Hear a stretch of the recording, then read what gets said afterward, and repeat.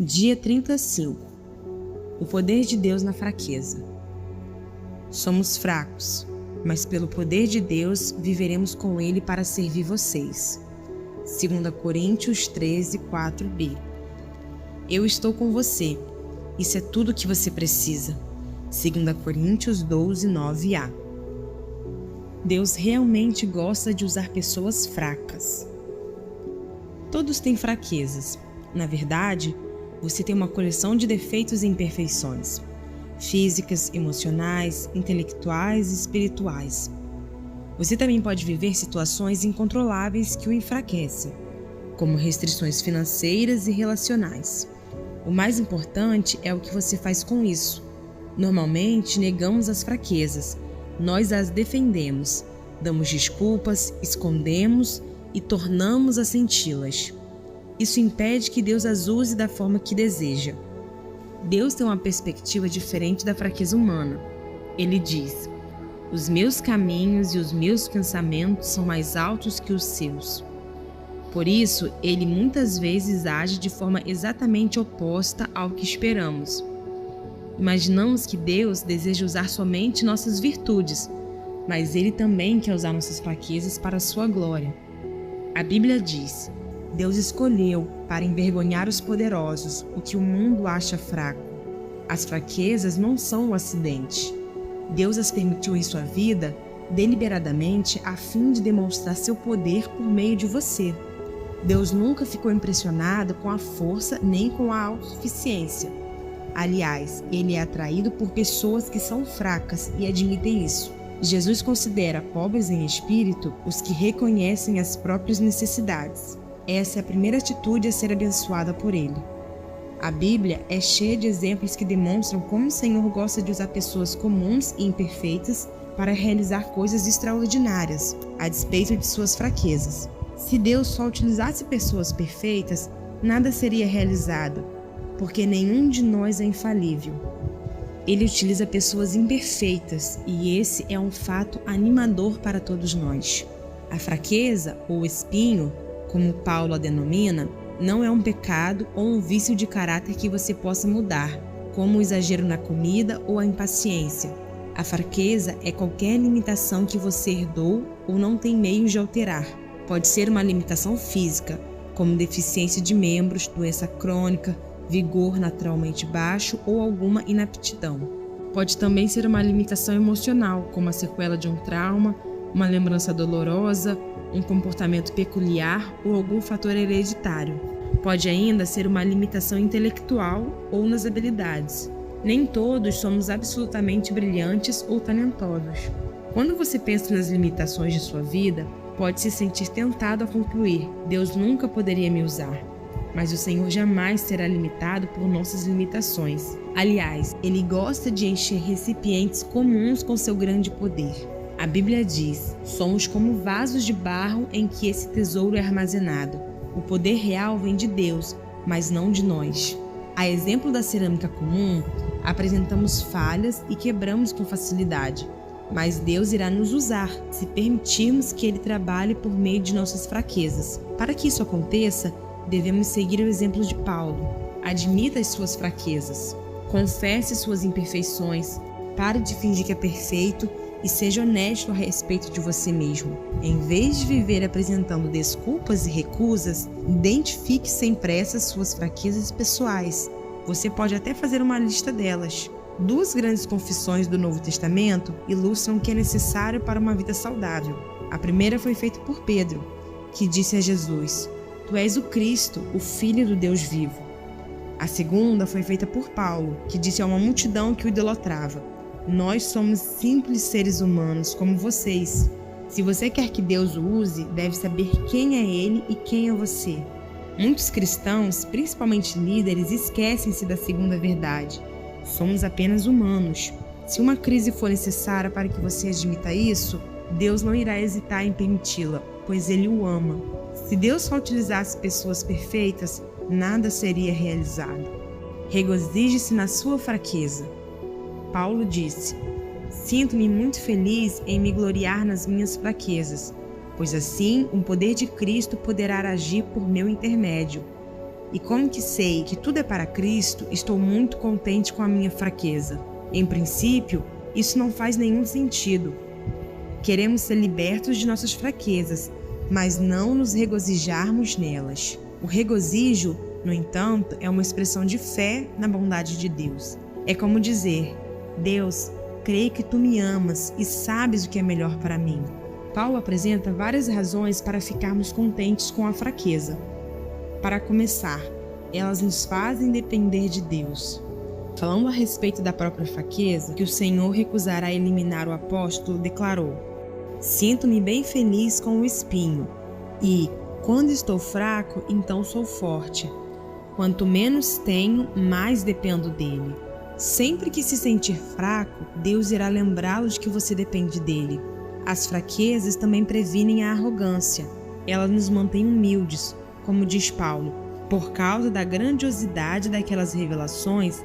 Para que eu não ficasse orgulhoso, recebi o dom de um obstáculo, que me mantém em contato permanente com minhas limitações. Deus, em muitos casos, reúne uma grande fraqueza com uma grande força, a fim de manter nosso ego sob controle. A limitação pode agir como um instrumento controlador, que nos impede de nos apressar e passar à frente de Deus. Quando Gideão recrutou um exército de 32.000 homens para combater os midianitas, Deus os reduziu a apenas 300 homens. Isso fez com que as chances no combate contra as tropas inimigas, cujo efetivo era de 135.000 homens, ficassem reduzidas à proporção de 1 para 400. Isso, aparentemente, era receita para a ruína. Mas Deus agiu assim para que Israel soubesse que, fora o poder de Deus, não a força deles, que os havia livrado. Nossas fraquezas também incentivam a comunhão entre os fiéis. Enquanto a força gera um espírito independente, não preciso de mais ninguém, as limitações demonstram quanto precisamos uns dos outros. Quando tecemos as frágeis fibras de nossa vida uns com os outros, surge uma corda de grande força. Vence Havner brincava: os cristãos são como flocos de neve, são frágeis, mas juntos param o trânsito.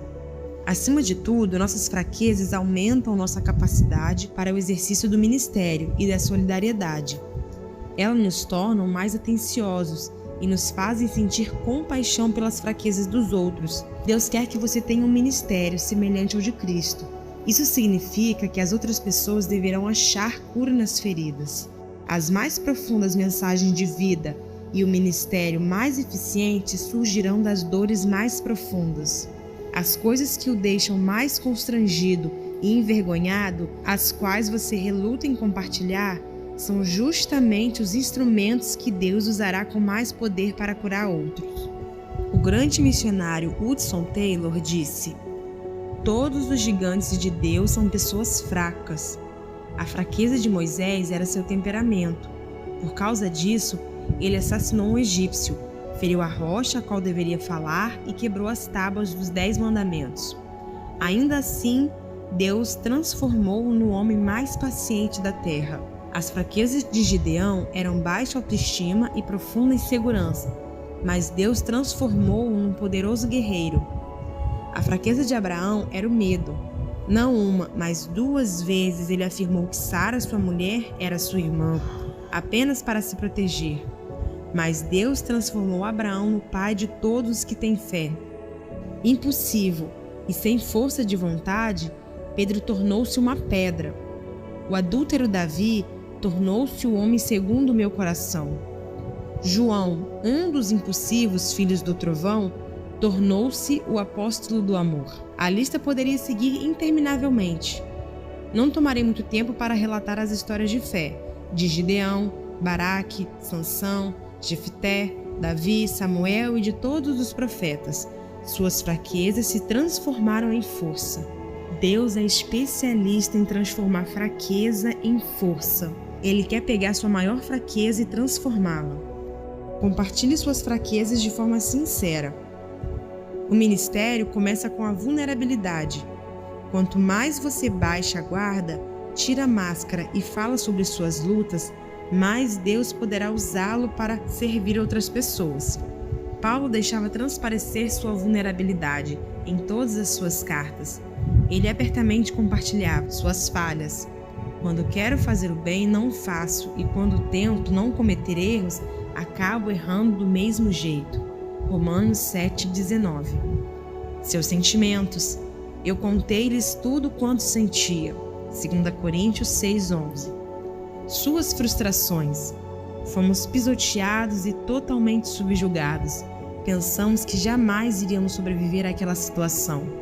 2 Coríntios 1,8. Seus medos. Quando fui até vocês, estava fraco, amedrontado e trêmulo. 1 Coríntios 2,3.